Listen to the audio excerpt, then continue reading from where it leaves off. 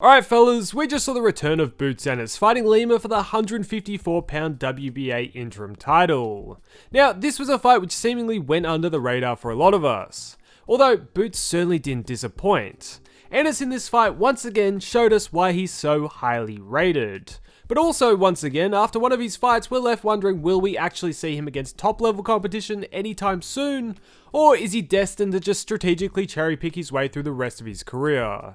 So to answer that question and more, we have a look at what just happened, as well as what his future could look like in the packed 154-pound division. But just quickly, if you don't know me, my name's Cloyster, and I make boxing videos as things happen to keep you informed, so make sure to subscribe and I'll always keep you in the loop. Now, this fight for Boots was pretty important because it was his first fight at 154. The bloke had been looking pretty drained at 47 and the move up just honestly made sense.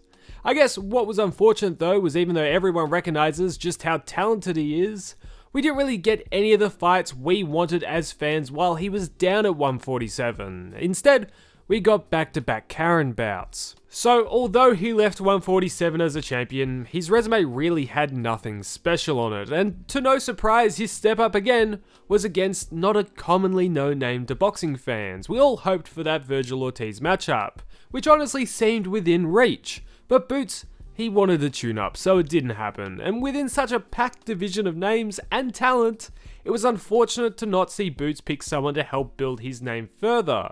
But at least Lima was in the lower half of most ranking bodies' top 10s, so he wasn't a complete nobody. Over fight week, it really didn't bring that much to note. I would say a lot of the international boxing community was more focused on that Dave Allen fight, both because of the fairy tale and the consequences that it could have for the heavyweight division. Yet, we'll talk about that in a day or two, but at least for you American fans, this was the major boxing attraction of the weekend.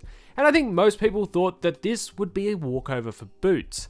And that's exactly what it ended up being. I did almost feel sorry for Lima because after his walkout he was made to wait for what seemed like an eternity whilst Boots got ready and then eventually walked out. Like, I do get the strategy, it's as old as time making your opponent wait, but I did low-key feel bad for him. But regardless of the walkouts, once the bout started it was one-way traffic. Now, Lima was known for being a bit aggressive and reckless in previous fights. So it was clear at the beginning of this fight he was trying to come in a bit more tight and a bit more careful to try and not make mistakes. But Boots still found him. He put Lima down twice in that first round, and then the referee had to jump in to stop the fight. For Boots, this really was the exact performance he needed to send a message to the rest of the division. This performance has shown everyone what to expect from Boots at 154. And over the last few months, his critics have been loud, but I don't think this will really silence them just yet. Although Lima was a decent opponent, like I said before, he wasn't the sort of opponent anyone wanted to see Boots fight. Style-wise, it was clear why they chose him. His aggressive style is exactly what Boots could take advantage of. But regardless of his style, Boots showed up and showed out, and you can't take that away from him. What comes next though might silence those critics, and it's the question which we all want the answer to at the moment, and it looks like we might finally get a big fight that we all want. In the post-fight interview, he seemed to call out almost everyone, all the belt holders, and even Charlo, but the one name which they mentioned the most was Vergil Ortiz Jr. There seemed to be a deal already previously agreed, so as long as the wants don't change, it shouldn't be too hard of a fight to make. I wouldn't be surprised if His Excellency Turkey was involved in making this fight happen, and out of all the potential big opponents, this should be the easiest to make. That's all assuming though that Ortiz in his next fight beats Lubin on the 8th of November, which you can watch live on DAZN. But with the Boots fight, Ortiz, he doesn't hold a belt, but he's exactly the sort of opponent we all want to see him face. These are two great fighters with completely different styles facing off in their prime, with the winner most likely going on to be the dominant force within the division. Why wouldn't you want to see that?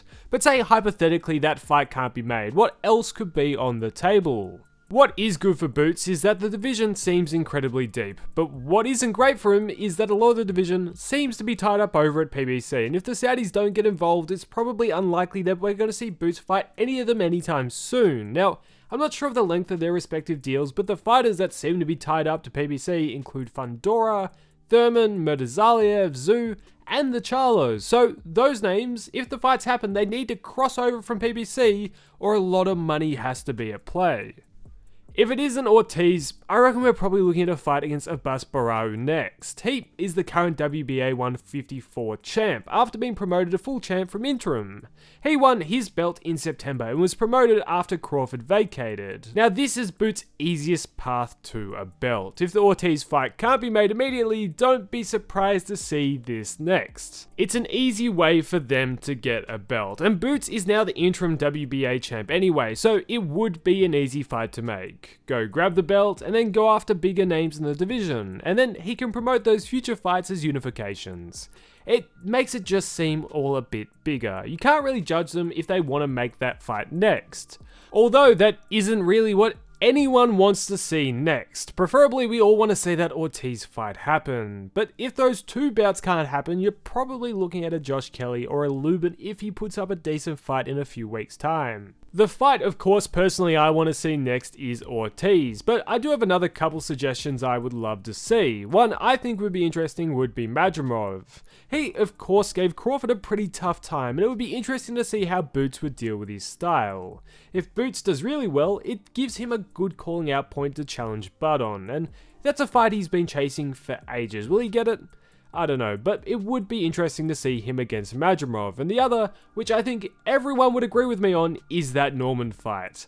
That is a fight which feels like it got away from us. I would have loved to see that happen at 147, but it never did. Although, if Norman can put up a good showing against Haney, maybe knock him out, it will rocket his name value upwards, and if Ennis can do the same against, say, an Ortiz, that could be a Spence Crawford fight waiting to happen. That sort of build-up would be massive, sometime maybe over the next few years. And also, for once, I do agree with Eddie Hearn. Not many fighters you look at currently and go, odds on he will be close to the top of the pound for pound list in a few years, but I do believe that with Jaron Ennis. The current generation of fighters is on their way out.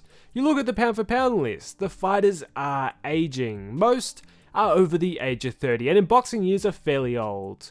And with the changing of the guard coming real soon, Ennis is in a great spot to take a spot at the forefront of the sport.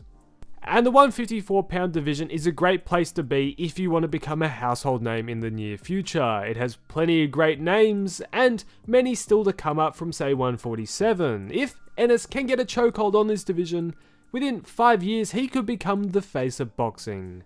But that all depends on him taking the biggest fights and winning those fights. If they continue doing what they've done so far and not doing what it takes to make these fights happen, he will remain a name really only known by true boxing fans. Yet if he does what he was saying in the post-fight interview, make those big fights happen, it's only a matter of time until Boots himself is a household name. But now, as always, I want to hear what you think at home. What were your thoughts on the fight, and where do you see Boots going next? Let me know all your thoughts in the comments down below. I love reading all of them. Now, if you did enjoy the video, please make sure to like and subscribe. It really does a ton to help the channel. Yet, thanks for watching, fellas, and I'll catch you in the next one.